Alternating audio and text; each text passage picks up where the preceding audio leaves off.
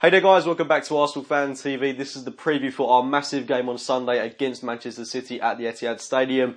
Big game by all accounts in terms of the top four, considering that if we do win this game, it will put a lot of pressure on Manchester City, who could potentially slip out of the top four and allow Manchester United back into the frame of things. It's a big game in that sense, but it is a very minor consolation getting Champions League football ahead of next season, considering the way this season has come to a climax. It's been incredibly disappointing from our point of view. There's not too many times I have to say it. It should be an interesting game tomorrow from that perspective, but I am hoping that we at least have a morale-boosting win, given the way that this season has come to an end, and we at least have something to smile about from that point of view. It should be exciting, given the way Manchester City have been playing in recent weeks. We saw last weekend that they lost 4-2 to Southampton at St Mary's. At least they got 2 goals there. We couldn't even do that. They've got some very exciting young players in their squad, Iheanacho being one of them. I'd be very surprised if he was omitted from the Manchester City starting 11. In fact, I was very surprised that he didn't start in midweek against Real Madrid. I thought City's Champions League effort in the semi-final was very, very limp. Of course, not as limp as our effort in the Champions League, but I thought they were very disappointing over the course of 2 legs against Real Madrid. They really didn't seem up for the fight,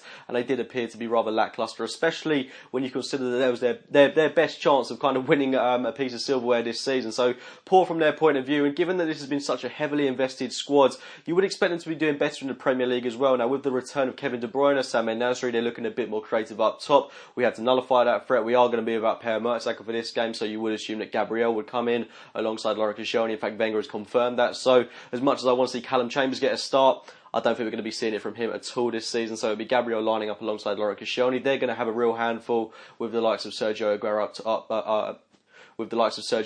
top as well as the players I previously mentioned in the likes of De Bruyne and Nasri. Of course, I think David Silva is going to be absent for this game, and of course there's Jesus Navas, who can be dangerous at times, and then Yaya Toure, who can be a little bit inconsistent. I thought he was one of the poorer players in the game away from home in the Bernabeu for Manchester City in midweek. But they've got a very fluid midfield, a very exciting team. Their defence, I do feel, can be got at, with Kompany out injured once again for them, which is a huge loss to Manchester City. I do think we've got potential to really expose this Manchester City team, but we've been very poor in recent weeks. That Norwich result doesn't really disguise over anything. We've been very lacklustre. We've lacked a lot of energy. We look like a team that has no ambition, nothing to play for. I mean, it goes without saying that we've got to play a lot better than we did at home to Norwich last weekend. I'm expecting a big performance from the likes of Alex Iwobi, Mesut Ozil. I want to see Danny Welbeck start up top, given the way Olivier Giroud's been playing. Massively frustrating at times, so I want to see Welbeck start up front. And maybe just mix up the team that little bit more. Maybe bring Jack Wilshere into the frame of things. Santi Cazorla's fit again. Maybe we'll see some Tomasz Rosicky in this game. I think we know what the defence is going to be. The team in full that I would go for this game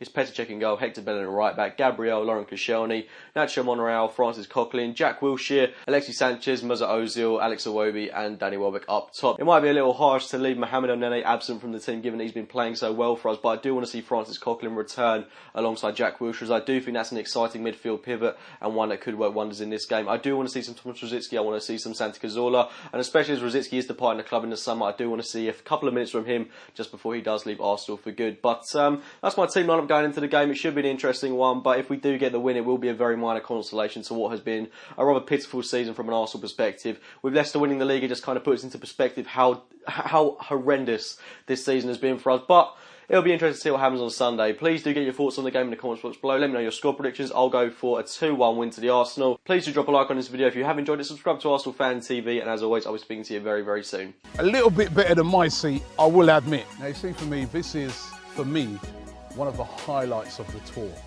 You see this? This is a gold Premier League trophy. You will not go to any other ground in the Premier League. Not Man United, not Chelsea, not City, not any of those grounds and see these, because this is unique to Arsenal.